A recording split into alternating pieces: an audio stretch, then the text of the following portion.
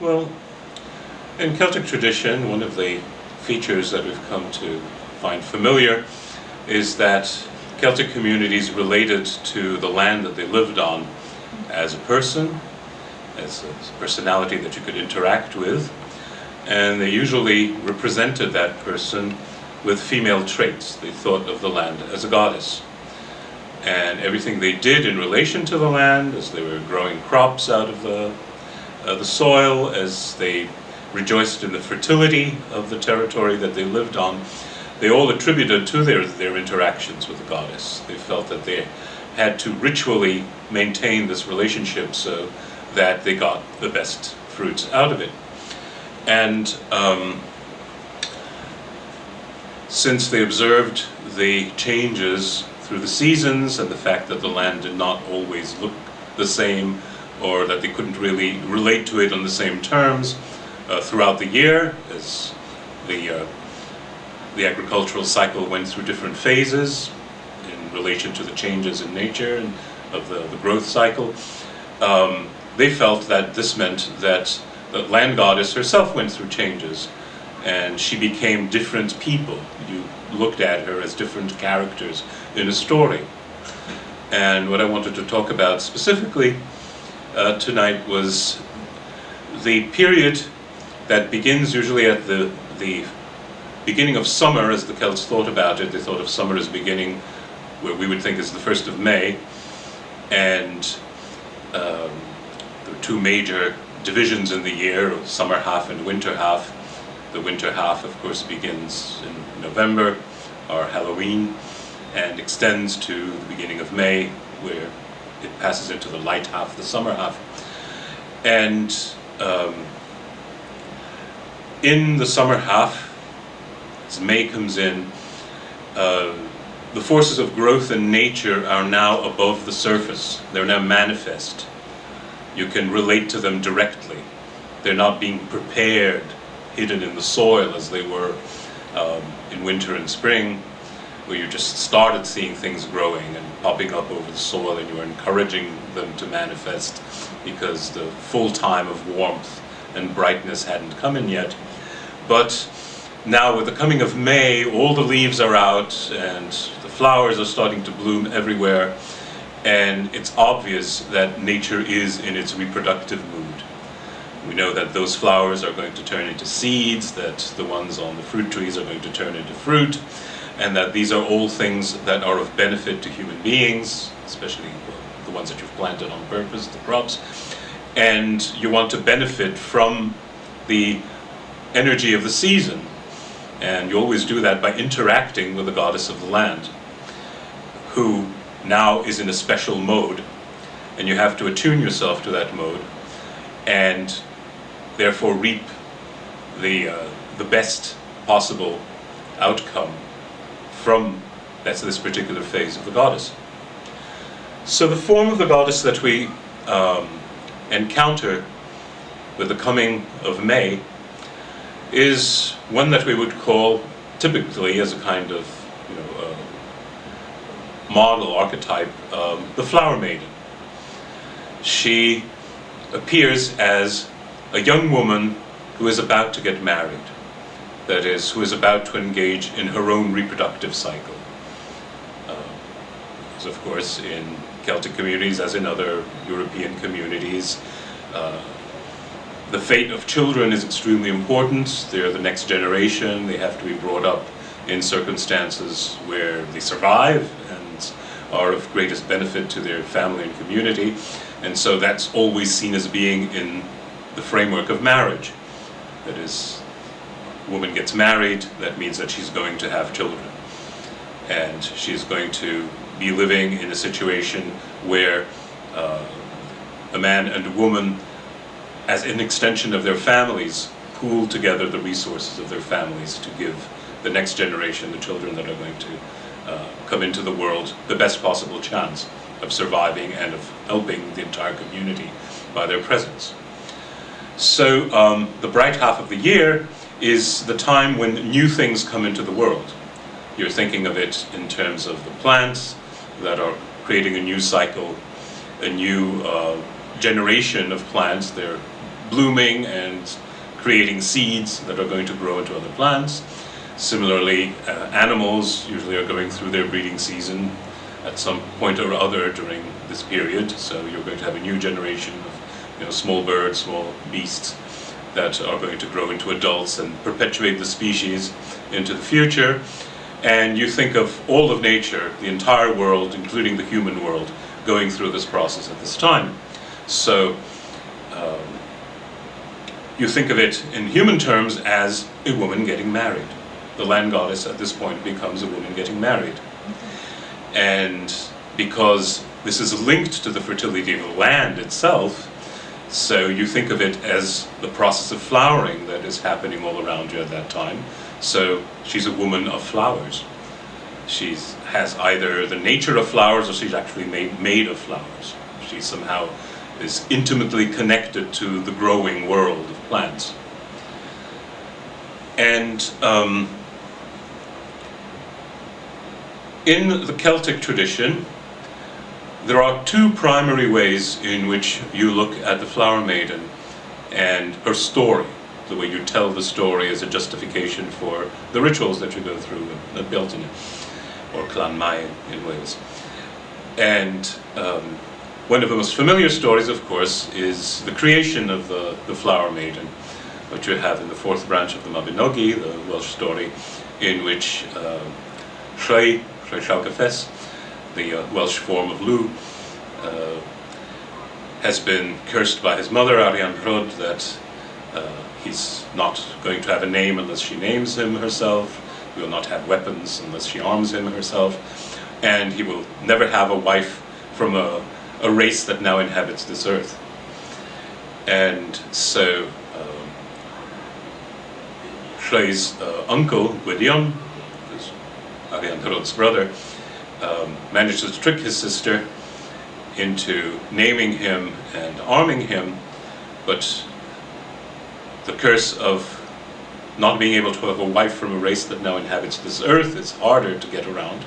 So he has to use his skill as a magician, getting together with his uncle Math, who is also a great magician, and actually create a woman, so that of course she does not come from a race that now inhabits this earth, because her ancestry is not from any human lineage. And what they do is they take three kinds of flowers. They take the oak, the broom, and the meadowsweet, and out of that, right, they made a vorwyn teletica fawelas a dyn erioed. They made the most comely maiden that man had ever seen. And after baptizing her of the baptism that was done in those days, they called her Blodau Wydd, that is flower face. So this is a woman who is actually made out of flowers. And the three flowers she's made out of, interestingly, form a kind of paradigm, because broom is a bright yellow flower that suggests the sun and illumination, and oak, the plant at least that gives rise to the oak flower, is the tree that is reputably the hardest tree, the one from which weapons, spear hafts are made. And the meadowsweet, eirwain, is a plant that is used medicinally. And so you have the three functions in a way. You have the bards and illumination, the notion of the light from the sun that brings knowledge. You have the warriors and the strength of oak and the weapons made out of the hard oak wood. And you have the sweet scent of meadowsweet that is healing. And that has to do with the third function, with the healers who take care of the needs of the body. And so essentially she meets all of the human needs that are served by the fruits of the soil, by the plant world. And these are also three flowers that flower at different times in the spring. They don't flower simultaneously. Oak flowers at the very beginning of this period. Usually there are flowers on the oak trees by the time Beltane comes around. The broom flowers a little later, usually flowers during the month of May at some point, around midway through the period, and then the meadowsweet usually flowers in early summer, or sometimes even later in the summer. So she represents that whole period of the ritual year in which these flowers are important, and she herself appears as Flower Maiden and is form of the land goddess that is propitiated. So she's given to Shai as wife, but the important role she plays in the story after that is that she's fickle, in the sense she doesn't remain faithful to him, and she betrays him for Granu Pebre, who is a neighboring lord who comes hunting through Shai's territory at a time when Shai is absent from home, and Blodeuwedd gives him hospitality and eventually actually has an affair with him, and they wind up killing Shai so that Granu can replace him. Eventually, when the murder is discovered, and Shai has in fact transformed himself into an eagle and disappeared, his foster father and uncle Gwydion goes in search of him, finds his spirit in the eagle form on the world tree, the great oak that grows on plain, and manages to entice the spirit to come down back into our world, and puts him back into his body, and then has to nurse him back to actual life, because of course he has in fact died.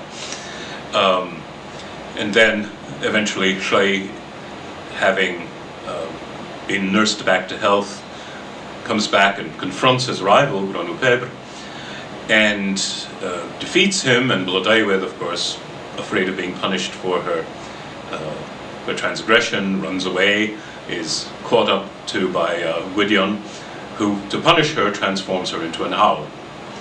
And the storyteller in the medieval text tells us, and the owl is still called Blodeuwedd, she's still called Flowerface, and of course the owl still has the rosettes around her eyes that look like flowers and that tell us that this was once the Flower Maiden. Now the significance here is important in that the Flower Maiden has two forms. She has the floral form that is enticing and that is actually human on the surface, and she has an animal form that does not interact with humans in the same fruitful way.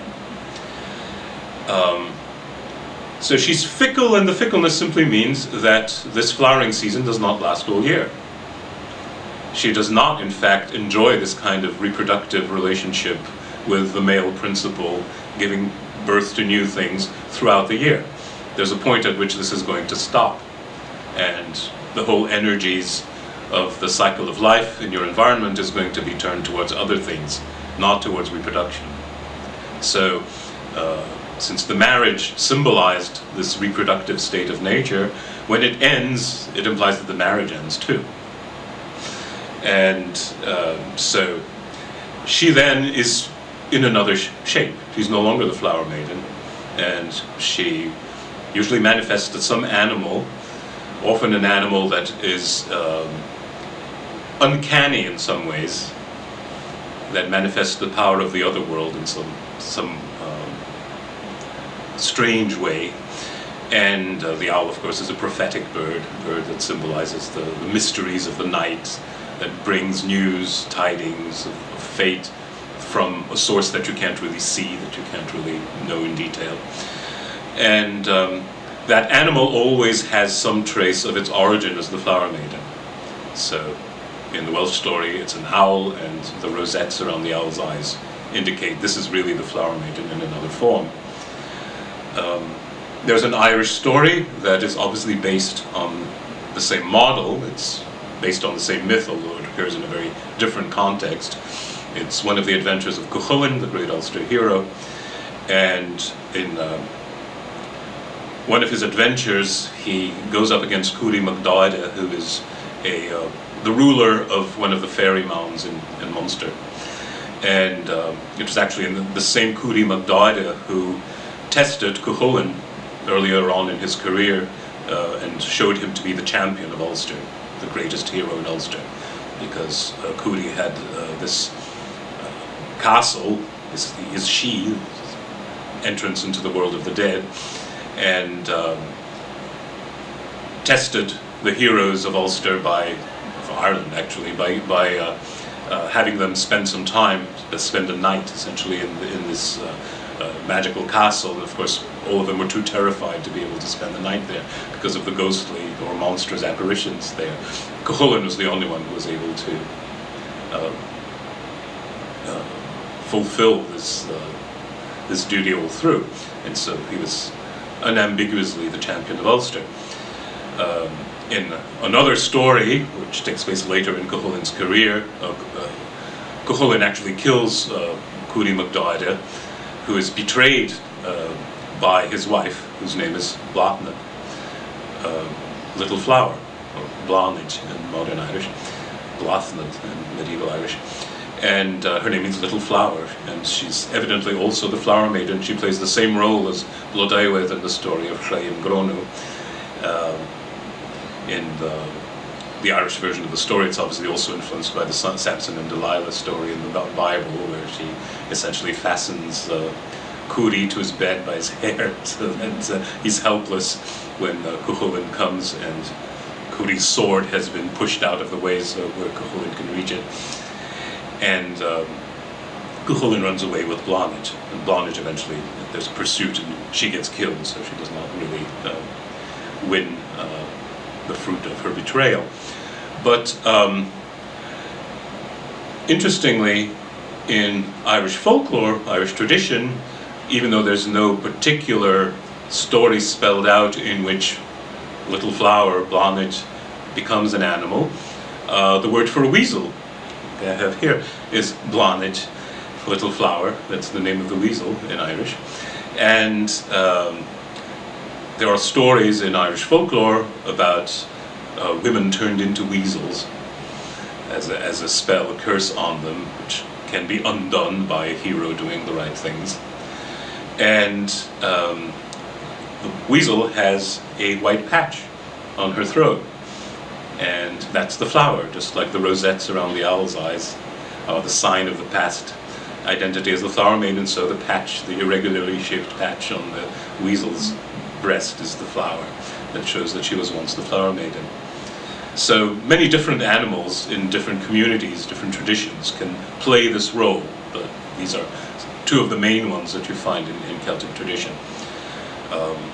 Very possibly the tradition of Rhiannon turning into a mare also fits into that, because in the harvest tradition in Wales, the sheaf of grain, of the harvested grain, especially the one that's used ritually to inaugurate the harvest, or to end the harvest, to be the last sheaf that sort of ties the harvest off, is called the Casegvedi, the harvest mare. So there may be a ritual meaning to Rhiannon's transformation into a mare in Mabinogi that leads into a similar tradition about the fertile goddess turning into an animal from her original vegetal form or human-friendly form. So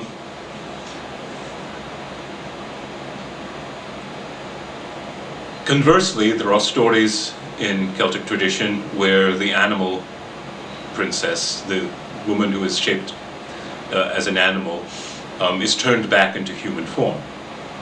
And this shows that this is a cyclic state, that Blodeuwedd may actually betray, try and be punished, but her identity as an owl was not originally permanent. She could turn back into the Flower Maiden, since this was a seasonal thing. And the stories in folklore about how these animal princesses are discovered in the wasteland, and the hero manages to do the right thing to turn them back into a human, indicates the other side of the cycle when they're transformed back. So, myth in Celtic tradition obviously was always linked to ritual. In fact, in most traditional cultures, myth is a support for ritual. You can tell them as stories, but usually they're told within the context of some ritually appropriate occasion. You don't just tell them out of context. And myth often serves to explain why you're doing certain ritually appropriate gestures. why the ritual is constructed the way it is. In the coming of summer ritual, one of the things that has survived in European folklore quite a bit and that people are still aware of is the notion of the May King and May Queen. A lot of May ritual centers around that divination as to who is going to be the May King and the May Queen. And they have a mock marriage, essentially. The people who are chosen to play those roles are the Flower Maiden and her bridegroom. Now, we have in Welsh literature a very elaborate story that serves as a backdrop to the marriage of the Flower Maiden. And you can see that it's intended to have a ritual function because it's very specifically related to May. This is the story that's Culhwch and Olwen. It's part of the Mabinogi, although it's not in the sequence of the Mabinogi. It's not part of the same story as the four branches of the Mabinogi. It's a story in which King Arthur plays a part, but it's an older Arthurian tradition. It's a native Arthurian tradition that hasn't been through the continent, that hasn't been conditioned by the French romances about King Arthur. That is what we're most familiar with through literature. And Malakavas Culhwch Olwen, How Culhwch Got Olwen is the title of the story. And simplifying the story enormously because it's very long and elaborate, and the storyteller actually sort of loses his thread several times in the manuscript version, where there's so much stuff to go through that he just forgets and simplifies and simply drops out whole passages that he sort of promised to tell about. But the idea is that a ruler and his queen, who are very much in love. As the queen is pregnant, she finds herself in the presence of a herd of pigs, and having sort of strange moods and irrational states of mind that sometimes come with pregnancy, she becomes terrified at the sight of the pigs, and she goes into the pigsty and she gives birth right there in the pigsty. And her child is therefore named, a little boy, named Culhwch. And we're told that this was because he was born in a pigsty, pig run. Culhwch doesn't actually mean pigsty as it's often interpreted, but it means something like slender pig. And what it tells us is that he has a pig nature. Somehow he is related to the concept of the pig. Now, the pig in these stories is not, the pink porker in the barnyard. It's a much fiercer animal. It's the wild pig of the European forest, which is an animal that the Celts admired for its ferocity, and warriors liked to identify with the wild boar and used it as an insignia. And in the story, the boar serves as a symbol for the wildness of the land and for all of the things in the land that are hard to tame. And it's very difficult to bring useful things out of wild nature, but you have to. That is what the whole coexistence of humans with wild nature is about.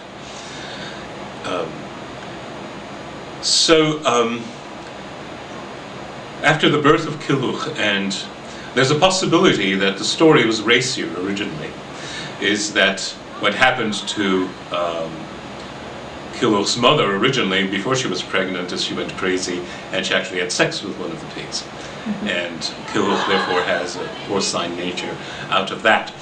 There are stories elsewhere in the British Celtic tradition that actually spell this out. We know in the fourth branch of the Mabinogi, Gwydion and Ylglaithwy are cursed to be a pair of pigs, a pair of deer, and a pair of wolves. And they're turned into creatures of opposite sexes, and they have children by each other. And the children are in animal form originally, but then they're turned into human form by by the magic of mouth. There's also the story, the Romance of Caradoc, which is a story obviously of Welsh or Breton origin, but that is part of the continuations of the Grail cycle in French at the sort of the early 13th century, or maybe even already end of 12th century.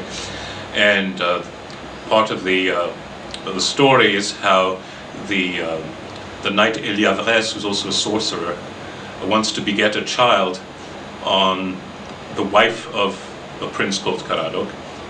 And in order to get at the queen, he has to take on the shape of Caradoc, but he also has to distract Caradoc himself.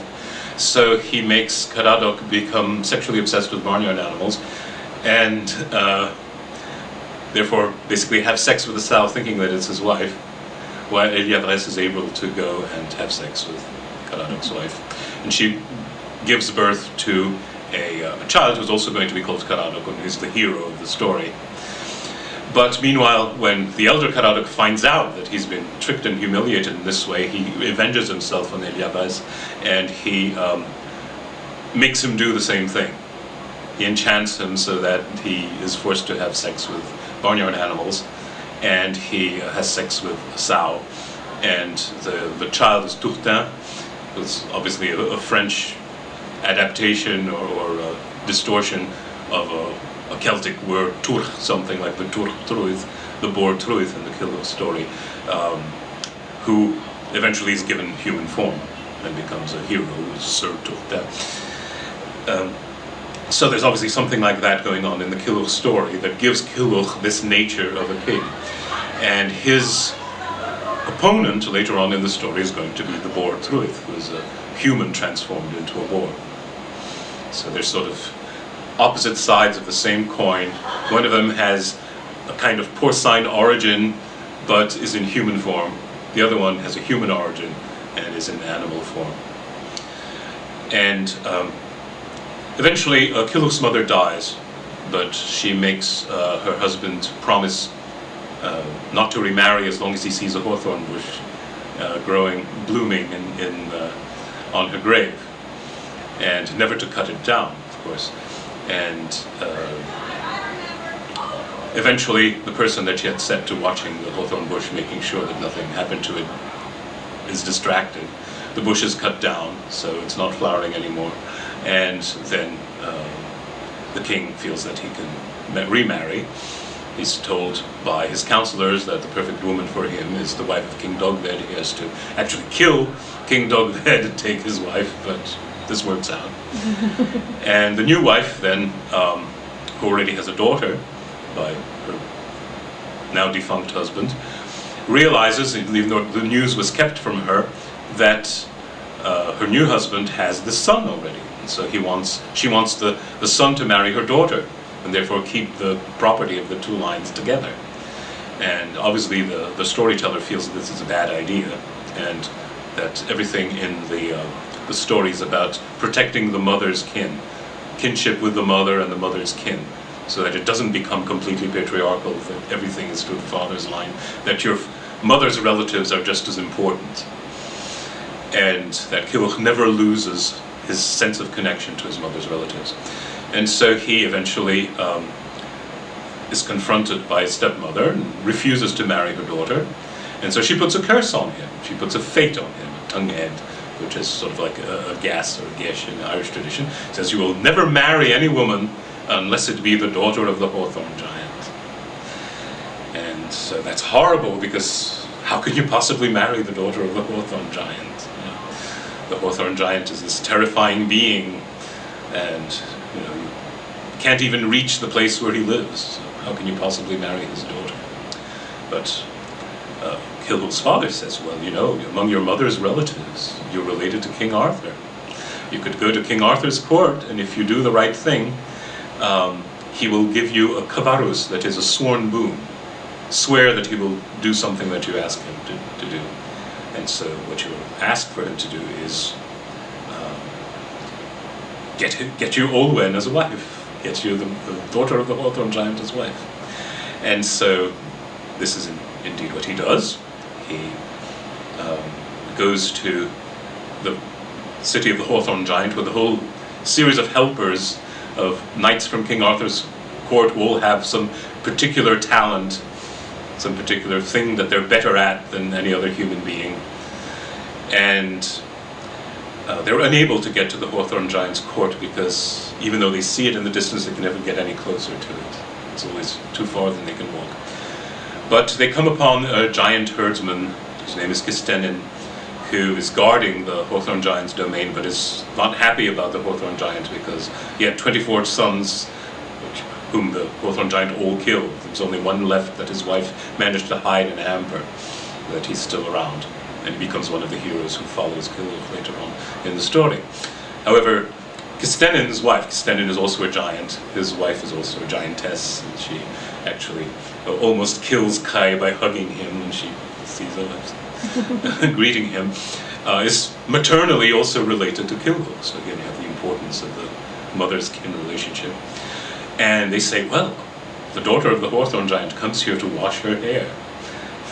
And so, if you stick around, you'll be able to see her when she comes. And so she does appear, and she is spectacularly beautiful. She has the color of the broom on her hair, and the color of the foxglove on her cheek, on her lips, the color of a swan and of the sea foam on her skin. And her eye is like an unfledged falcon's eye. It's bold look, gaze. And most importantly, wherever she walks, 4 white clovers spring up. And this is why she's called Olwen, white trap. So this identifies her as the Flower Maiden. And of course, she's the daughter of the giant, who is also a flower, who's the hawthorn, the flower of the May season. So, Olwen does see Kilhuch, and she obviously falls in love with him, but she wants him to win her the normal way by asking her father for her hand. So she takes them back to the city, and this time they have no trouble getting there as she's leading them there. And this fits into the pattern that we find in folk tales of the young woman, the princess, who helps the hero, even though it seems to be going against the interests of her family. She collaborates with the hero against her family. And it's often stories about the giant's daughter, and that are obviously related to this myth, and probably had the same ritual significance before they became just folk tales.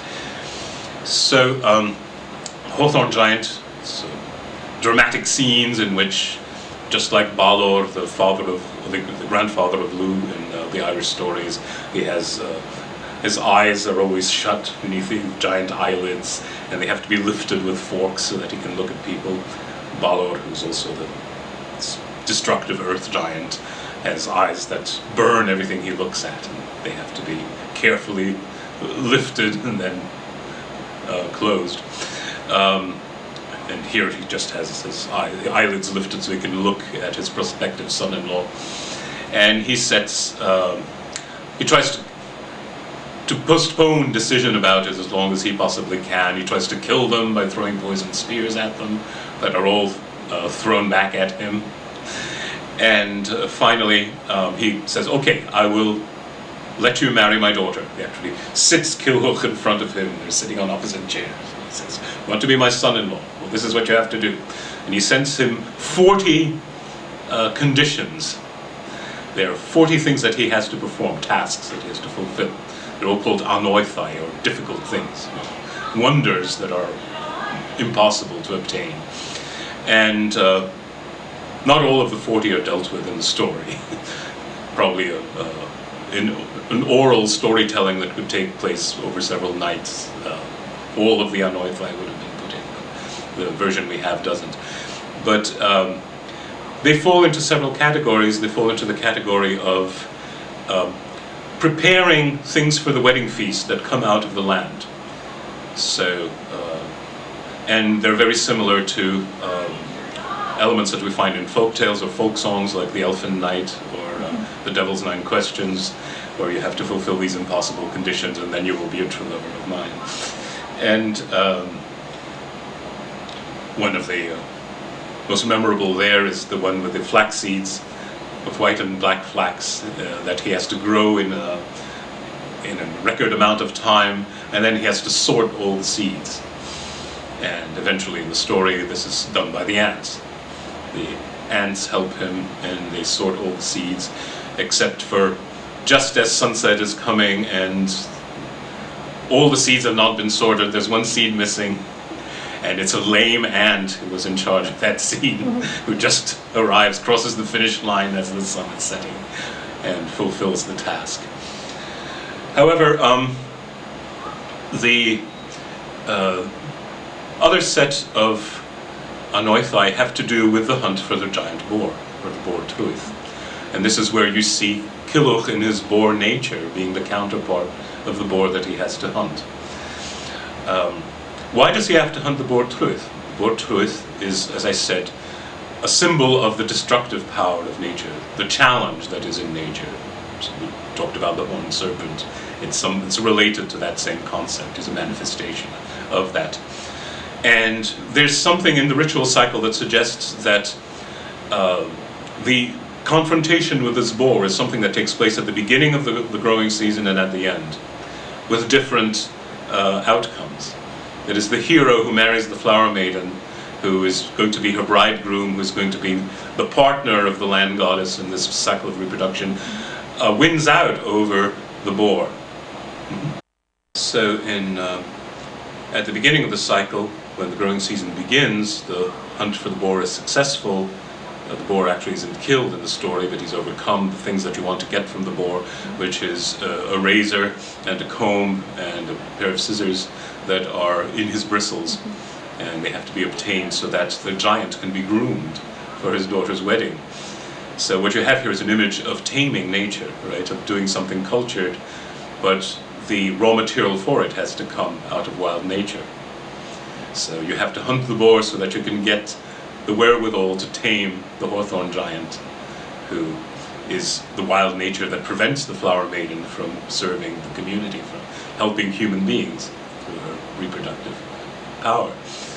So in the end of the cycle, evidently, the hero gets killed. The boar may get killed too, but the hero dies as a result of being overcome by the boar. We have that. We don't have a Welsh counterpart to that, but we have it in Irish Fíneacht.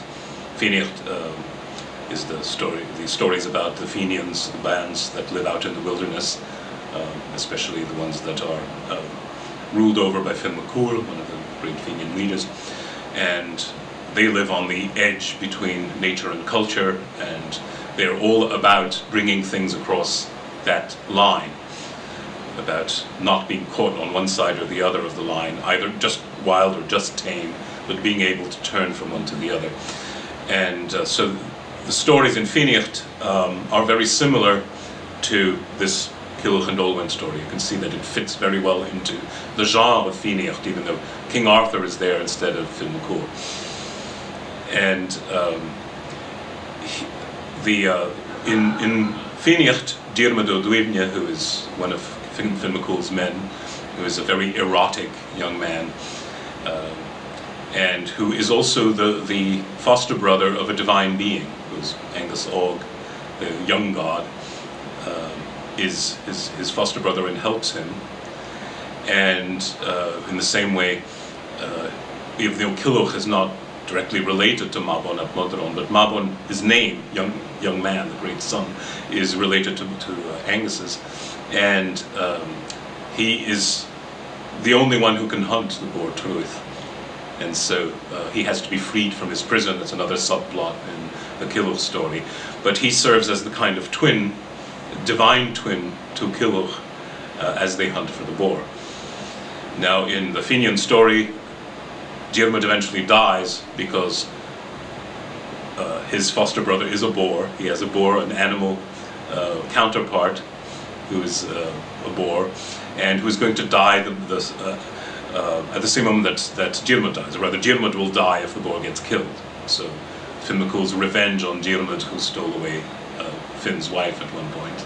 The story, the way he avenges himself on Diarmaid, is to invite him to a hunt for the boar, who is his foster brother. And of course the boar is killed, but that means that Diarmaid is killed too. And you get, since Diarmaid plays much the same role as Culhwch,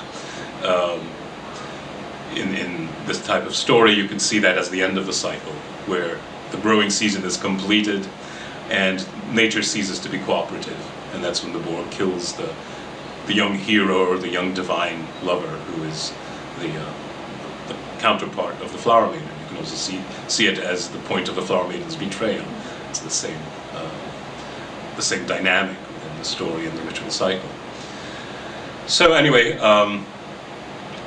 he can only obtain all of these things through the help of King Arthur, and King Arthur is the leader of all of these troops, and that's why whenever the giant says, "And you will not obtain any of this thing," Cilwch always says, "How will you get it? It's easy for me. Arthur will do it for me. With Arthur's help, we'll get to do all of these things." And so he has the various adventures, which I'm not going to get into in detail here, but where he fulfills all of the tasks, and he hunts the boar Truith. He eventually obtains the implements that are in his bristles, and he comes back to the Hawthorn Giant. There was another thing that he had to obtain, was the blood of the very black witch, who's the daughter of the very white witch, who live on the confines of hell, and the notion of a very black witch who's the daughter of a very white witch again suggests that the change within the seasons, that there's a white one and the black one, the light one and the dark one. So the very black witch is the one, obviously in winter, who's the unfriendly one. And her blood has to be obtained in the story. It's to condition the hair of and the beard of the Hawthorn Giant before he can have his haircut. But in many of the ritual manifestations of this holiday, there is the killing of a hag. There is the hag of winter has to be finally defeated by being cut to pieces on this day. So you can see in the story, this is the mythological prototype for what you're doing in the ritual, destroying something that represents the hag. And her blood is going to serve as the ferment, sort of the reproductive cycle that's going to happen afterwards. And it has to be kept cool and warm. It has to be at exactly the right temperature, and it'll go bad if it's not kept warm. So there's a dwarf, Gwydolwyn Gor, who has bottles that keep things warm at exactly the right temperature supernaturally. So that has to be obtained. That's not in the story, but it's mentioned as one of the things. And there are other bottles that belong to a supernatural figure named Hrunnon Hryn Varvog. That is, Hrunnon comes from Hryn. Hrynni means to freeze. So he's frosty, essentially. And Hryn Varvog means that his beard is stiff, and it's all icicles. So it's like there's a figure of heat with Olwyn, whose name has something to do with the wheel, might be the solar wheel, and a figure of cold. And basically, on Bjeltunir, they have to be balanced. They have to come just right for the cycle. So it's a very rich story, and you can see all of these ritual elements that are not presented as ritual elements in the story, but that were all felt by the storyteller to be important, and they're all sort of stuffed in there. Eventually, all the tasks having been fulfilled, Cilwch comes before the Hawthorn Giant. Cawo Prydain, who is one of the heroes who participated in the hunt, comes and he shaves the Hawthorn Giant. He shaves him all the way down to his bones and cuts off both his ears. And then Cilwch comes and sits before the Hawthorn Giant exactly as he did when he was asking for Olwyn's hand, and he asks, "Are you shaved, man?" He says, "I am."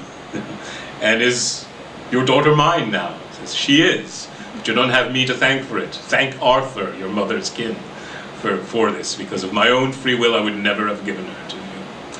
And then Gorai, who's the last surviving son of Kistenin, whose siblings have all been killed by the Hawthorn Giant, come up and cuts off the Hawthorn Giant's head. And that marks the marriage, finally, of Cilwch and Olwen. And that night he slept with the giant's daughter, and she was his only wife for as long as he lived. So When the hawthorn giant is decapitated, of course, that means that he is now brought completely into the power of the human community.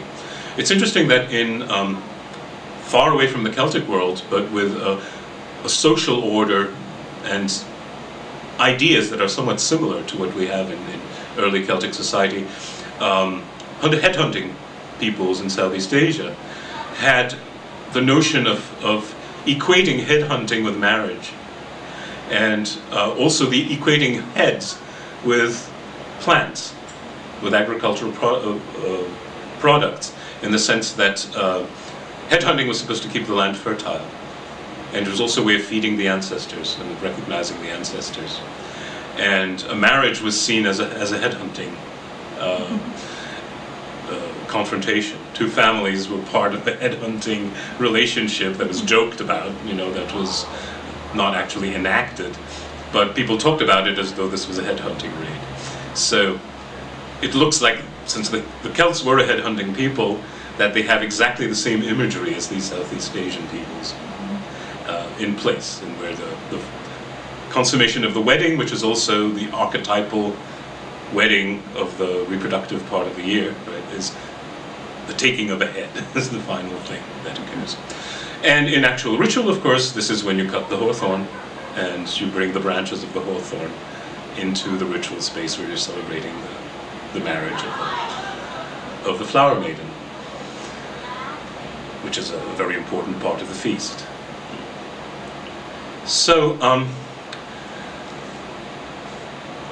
this story actually is of a model that is very well known in folklore. There are folk tales based on this story pattern that are very widespread in Europe.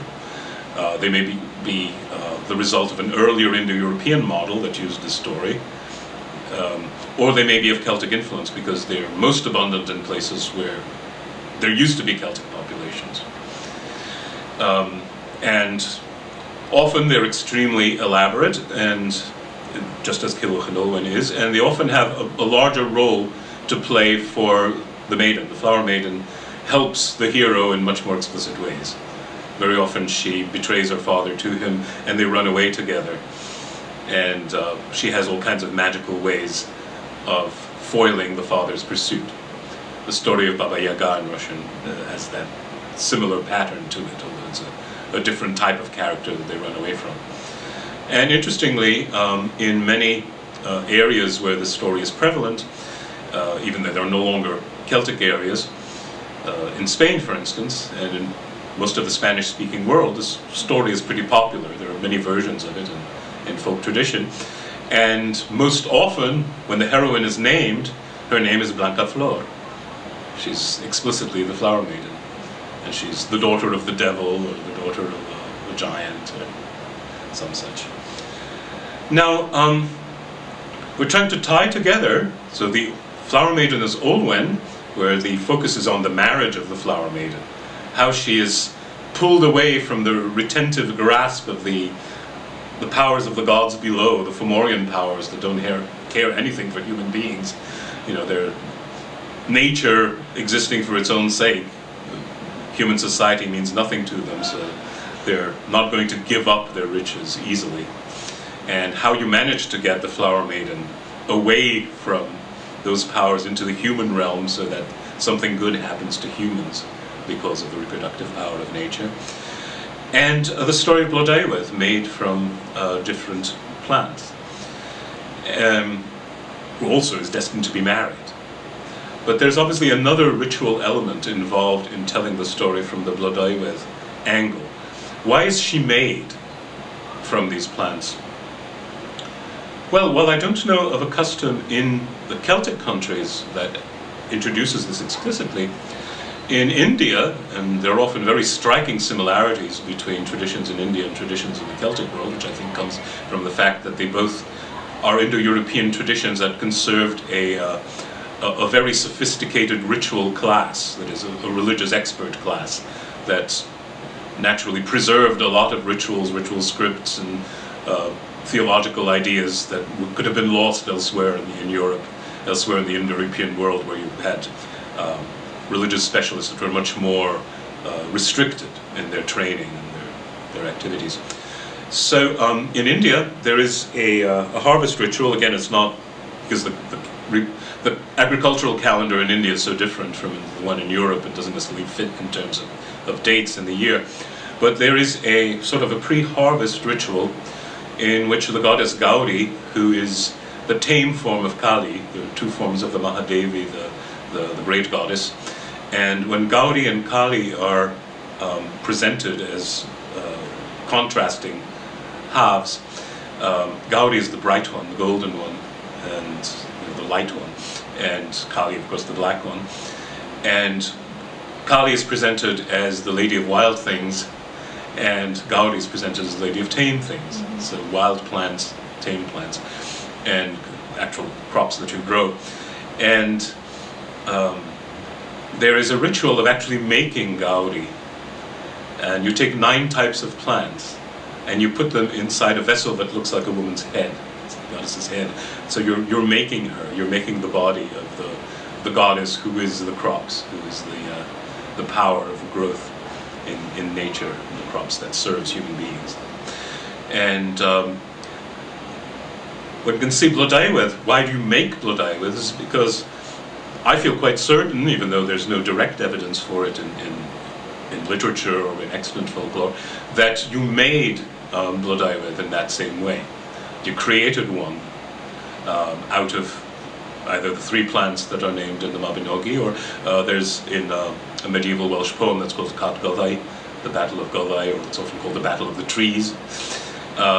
There's which is a very strange poem that looks like it's a composite of several poems that are sort of scrambled together. And there's a line that says, "Of 9 flowers I was made by the power of Gwydion and Moth." So it's obviously about Blodaiwedd. It's a poem about Blodaiwedd that was sort of stuck into there because it fit metrically.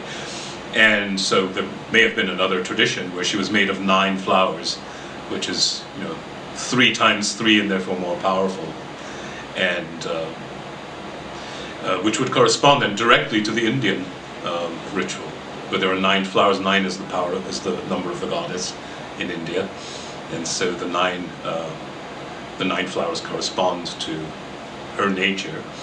And 9, of course, is often the number that is used for goddess figures in the Celtic world as well.